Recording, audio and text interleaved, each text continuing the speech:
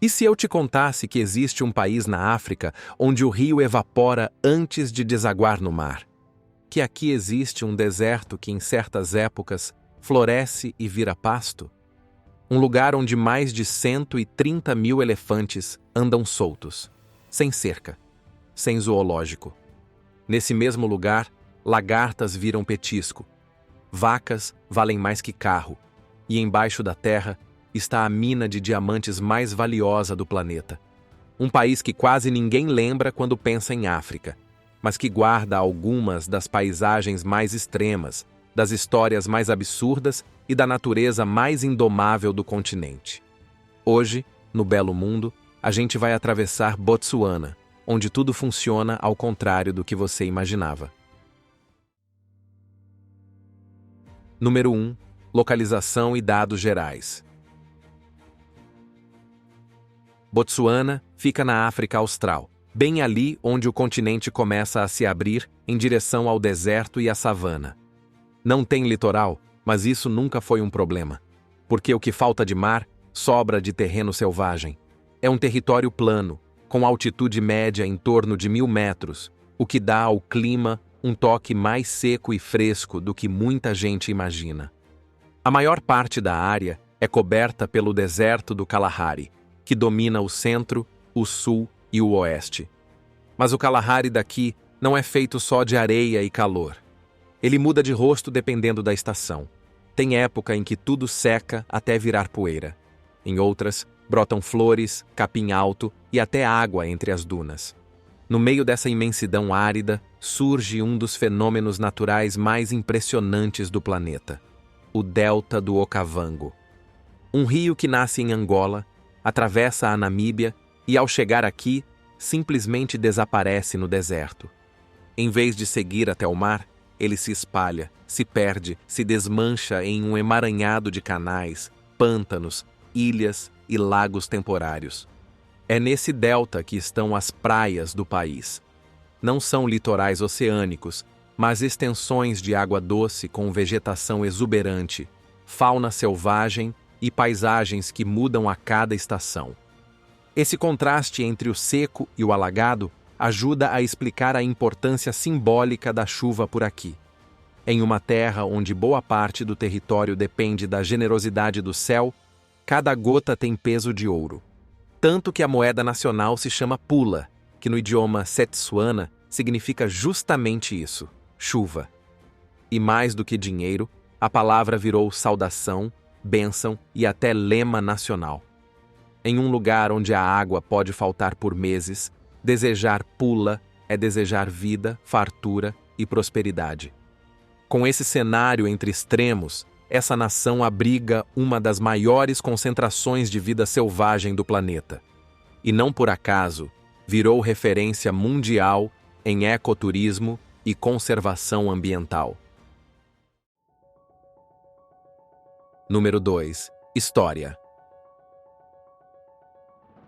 A história de Botsuana não começa com colonizador nem com guerra. Começa muito antes, com gente que aprendeu a sobreviver com o essencial, no meio do nada, mas com tudo o que precisava. Os primeiros foram os ancestrais do povo San, um grupo indígena que ainda vive em algumas partes do Kalahari. Eles não construíam aldeias, não plantavam, nem criavam gado, mas sabiam tudo do deserto. Sabiam rastrear pegadas, achar água debaixo da terra e viver em equilíbrio com a natureza. Depois vieram os povos Bantu, vindos do centro do continente. Gente que plantava, criava rebanho, fundava vilas. E um desses grupos se destacou, os Tswana. Eles acabaram se espalhando por toda a região e deram nome ao país. Botsuana, na prática, quer dizer isso mesmo, terra do povo Tswana. E, inclusive, são maioria até hoje. Durante séculos, esses clãs viveram em aldeias independentes, com seus próprios chefes, regras e alianças. Não tinha governo central, mas tinha organização. E, de vez em quando, conflito por terra. No final do século XIX, os britânicos chegaram. Primeiro com missionários, depois com a bandeira do Império. Criaram o Protetorado da Bechuanalândia em 1885. Mas a colonização aqui foi diferente. Tinha pouca presença, sem fazendas, sem exploração pesada. O objetivo era mais estratégico: evitar que alemães e boeres tomassem a região. Quando Botsuana se tornou independente, em 1966, era um dos países mais pobres do mundo. Mas logo depois, veio a virada. Encontraram diamantes. E aí, em vez de entregar tudo, o governo criou uma estatal e dividiu os lucros com uma mineradora. E foi ali que a história mudou de rumo. Número 3. População e idiomas. Botsuana tem pouco mais de 2.300.000 habitantes. É quase a mesma população da cidade de Belo Horizonte, só que espalhada por um território enorme, do tamanho da França. Mesmo com tanta terra e tão pouca gente, o país concentra uma variedade de povos que pouca gente conhece fora da África. Embora numericamente pequenos, eles são extremamente diversos.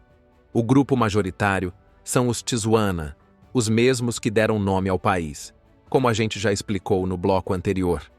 Eles ocupam o centro do poder, influenciam as políticas públicas e dominam os espaços institucionais, mas convivem com outras etnias que têm culturas próprias e vivem, muitas vezes, à margem desse sistema. Entre os grupos minoritários estão os Kalanga, os Baiei, os Herero e os San. Estes últimos são considerados os habitantes mais antigos da região. Vivem no deserto do Kalahari, mantêm práticas de caça e coleta e são conhecidos por um conhecimento ambiental que atravessa gerações. Mesmo assim, continuam sendo tratados como invisíveis por boa parte da sociedade. No campo das línguas, o Setswana é falado pela maior parte da população e é reconhecido como idioma nacional. O inglês, legado da colonização britânica, é a língua oficial do Estado. É ele que aparece nos documentos, no sistema jurídico e na educação formal. Mais longe das capitais, outras línguas seguem vivas. Muitas são transmitidas oralmente, dentro das aldeias. Algumas resistem com força, outras estão desaparecendo, especialmente entre os jovens que buscam se adaptar à lógica urbana. Número 4. Religião, crenças, rituais e lendas. No campo religioso, a maioria da população de Botsuana se identifica como cristã. Isso é reflexo direto da colonização britânica e do trabalho das missões europeias, que se espalharam pelo país principalmente no século XIX. Igrejas protestantes e anglicanas estão presentes até hoje, e o cristianismo é a religião oficial. Mas isso não significa que a fé siga um único caminho. Muita gente mistura os ensinamentos cristãos com crenças tradicionais que existem há séculos. E uma das mais fortes é a veneração aos ancestrais, conhecida como Badimo. A palavra se refere aos espíritos daqueles que já morreram, mas que continuam influenciando a vida dos vivos. Eles protegem, orientam e, às vezes, cobram. Se alguém adoece ou sofre uma sequência de azar, muita gente acredita que pode ser sinal de que os Badimo estão insatisfeitos. Nessas horas, entra em cena o Dingaka, o curandeiro tradicional. Ele é mais do que um médico. É conselheiro, sacerdote e guardião de rituais. Muita gente consulta os Dingaka antes de tomar decisões importantes, fazer negócios, iniciar casamentos ou tentar resolver conflitos familiares. Os rituais incluem danças, cantos e o uso de ervas medicinais. Uma das mais conhecidas é a dança de cura, praticada por alguns grupos San. É uma cerimônia que atravessa a noite, com ritmos intensos, batidas repetitivas e momentos de transe, onde acredita-se que a energia espiritual circula entre os participantes e pode curar doenças do corpo e da alma. Além disso, há rituais de iniciação masculina e feminina, realizados em algumas comunidades Tswana e Kalanga. São cerimônias longas, com regras específicas, onde os jovens passam dias ou semanas afastados, aprendendo valores culturais, papéis sociais e segredos espirituais antes de serem considerados adultos. E como toda cultura que se ancora na oralidade, Botsuana também tem suas lendas. Em algumas regiões, se fala de criaturas que vivem escondidas no Kalahari, de serpentes míticas que guardam fontes de água, ou de animais que assumem forma humana em certos rituais noturnos.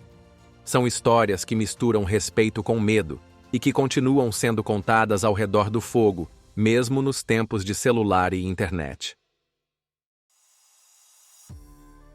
Número 5. Cultura, visual e costumes.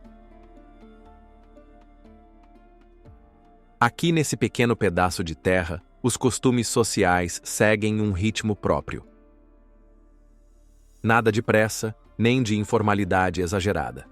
Cumprimentar com respeito é regra, principalmente os mais velhos. Chegar já perguntando ou indo direto ao ponto pode soar grosseiro. Antes de qualquer conversa, vem a saudação, o olhar atencioso, a pausa. E só então o assunto. A forma de se vestir também reflete essa postura mais reservada. Fora dos centros urbanos, as roupas são discretas. Ombros e joelhos cobertos são a norma, tanto para homens quanto para mulheres. Mostrar demais pode ser mal visto, principalmente em vilarejos e eventos tradicionais. Já nas cidades maiores, a influência ocidental é mais visível, mas o bom senso ainda dita os limites. Demonstrar afeto em público também é algo raro. Casais dificilmente trocam beijos ou abraços fora de casa. Outro ponto importante é o cuidado com fotos. Tirar fotos de moradores, especialmente crianças, sem pedir permissão, é visto como desrespeitoso. Quando um visitante é convidado para uma refeição em casa, o gesto é levado a sério. Espera-se que ele leve algo simbólico, cumprimente cada pessoa presente e participe do ritual antes de comer, como lavar as mãos à mesa. Comer com a mão direita ainda é comum em muitas famílias, principalmente nas zonas rurais.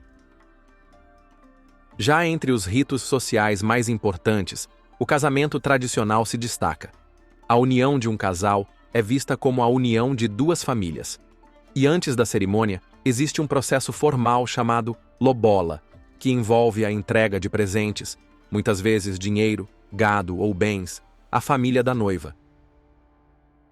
É uma forma de selar o compromisso, obter a bênção dos sogros e dar legitimidade ao casamento. Mesmo os casais urbanos costumam seguir parte dessa tradição. Em alguns casos, a negociação é simbólica, com poucos itens trocados, mas o significado permanece. O casamento pode envolver cerimônia religiosa e festa tradicional, com roupas típicas, muita comida e celebrações que reúnem toda a comunidade. Em algumas etnias, há rituais que incluem apresentar o casal ao gado da família ou visitar parentes distantes logo após a festa. Viver aqui é conviver, e a convivência por essas bandas é sinônimo de respeito. Número 6. Gastronomia. Se essa nação é diversa nas línguas, nos povos e nos rituais, não dava para ser diferente na hora de comer. A base da cozinha botsuanesa é simples, mas cheia de identidade. E tudo começa com o szechuan, uma carne cozida por horas, geralmente de boi ou cabra, desfiada na mão e temperada só com sal e gordura. Não tem firula, mas tem significado. É comida de reunião. Aparece em casamentos, funerais e festas comunitárias, quase sempre acompanhada do pap, uma papa firme de milho branco que ocupa lugar cativo nas refeições do país. Para quem curte experimentar o inusitado, tem também o mopane worm, uma lagarta do deserto rica em proteína que pode ser frita, cozida ou seca ao sol. Muita gente come como petisco, acompanhando cerveja ou refrigerante. Parece estranho, mas ali é clássico. E por falar em bebida, a mais tradicional é a bojalwa, cerveja artesanal feita de sorgo. É espessa, azedinha e geralmente fermentada em casa, especialmente nas zonas rurais. Costuma ser servida em festas e rituais. Já o madila, leite fermentado, lembra um iogurte natural e também tem presença garantida na mesa, puro ou misturado com pap. Mesmo com a chegada da comida internacional nas cidades, o coração da gastronomia continua batendo no interior. Onde o fogo ainda é de lenha, a panela de ferro e a refeição vai toda para o mesmo prato. Porque ali, além do sabor, o que importa é a partilha. Número 7. Lugares para visitar. Poucos países no mundo cuidam tão bem da natureza quanto Botsuana. Mais de um terço do território é área protegida. São parques, reservas e santuários onde os animais vivem em liberdade, sem grades e sem pressa. Mas diferente de outros destinos africanos, aqui o turismo é seletivo. É safari sem buzina, sem fila de jipe, sem multidão cercando o bicho. A regra é simples: menos gente, mais respeito. No extremo nordeste fica o Parque Nacional de Chobe, lar da maior população de elefantes da África. São mais de 130 mil, vagando livres entre rios, savanas e fronteiras. Durante a estação seca, é comum ver centenas deles reunidos nas margens do rio Chobe, marchando em fila para beber água. Um verdadeiro espetáculo natural. Mas Chobe não é só sobre elefantes.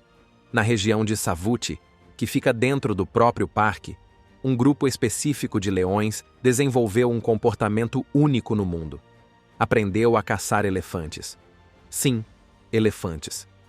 Durante os períodos em que o canal de Savuti seca, a mega alcateia, que já chegou a ter 30 leões, abate elefantes jovens ou solitários como estratégia de sobrevivência. Em apenas 3 anos, foram mais de 70 ataques bem-sucedidos, e esse comportamento foi sendo passado de geração em geração, até virar instinto. Um caso raro e documentado de adaptação na cadeia alimentar africana. Mais ao sul, o espetáculo continua. O delta do Okavango transforma o deserto em um oásis verde, com canais, ilhas e uma fauna que brota da água. A reserva de Moremi protege grande parte desse ecossistema, ideal para quem busca um safari diferente, navegando de canoa pelos canais ou se embrenhando na mata em busca de leopardos, hipopótamos e aves raras. Já as salinas de Makgadikgadi recebem a segunda maior migração de zebras do continente. E no deserto do Kalahari, dunas e miragens escondem surpresas como os leões de Juba Negra e as suricatas em pé observando o mundo. Botsuana proibiu a caça esportiva em 2014, patrulha suas reservas com rigor e virou refúgio para rinocerontes e espécies ameaçadas. Não à toa, o turismo ecológico virou a segunda maior fonte de renda do país, perdendo só para os diamantes. E é exatamente sobre isso que a gente fala agora. Número 8. Diamantes. Se o ecoturismo é a riqueza imaterial, os diamantes são o que realmente fez Botsuana brilhar no mapa econômico. O país lidera o mundo em valor comercial de diamantes e só perde para a Rússia em volume de produção. Essa fortuna toda vem de minas de kimberlito espalhadas pelo centro e leste do território. A mais famosa é Jwaneng. Descoberta nos anos 70 e apelidada de mina mais valiosa do mundo, ela produz pedras de qualidade altíssima. Outra gigante é Orapa, que começou logo após a independência, ainda nos anos 60. É uma das maiores minas a céu aberto do planeta. Mas o segredo do sucesso não foi só achar diamantes, foi saber usar. Em vez de entregar tudo para os estrangeiros, o governo local firmou uma parceria com a De Beers e criou a Debswana, uma estatal com divisão meio a meio. Também exigiu que parte das pedras fosse lapidada no próprio país, gerando emprego e valor. Hoje, os diamantes respondem por cerca de 80% das exportações. E esse dinheiro bancou escola, hospital, estrada, tudo. O PIB per capita saltou de $70 para mais de 7 mil. Muita gente chama isso de milagre de Botsuana. Só que o brilho tem prazo. A demanda mundial caiu, os preços recuaram e a dependência virou alerta. O país tenta diversificar, mas por enquanto, os diamantes ainda são os astros principais. Aliás, só nos últimos anos surgiram pedras de quase 1.000, 1.200, até 2.500 quilates. Uma delas, chamada Lesé de Larrona, foi vendida por 53 milhões de dólares, brilho que, por enquanto, ainda paga a conta. E por hoje, a gente fica por aqui. Mas agora me diz, gostou de viajar por Botsuana com a gente? Deixe nos comentários qual dessas curiosidades mais chamou sua atenção. Não esqueça de clicar em curtir para nos dar aquele apoio e de se inscrever no canal Belo Mundo para mais aventuras pelo planeta. Ative as notificações para não perder nenhum vídeo novo.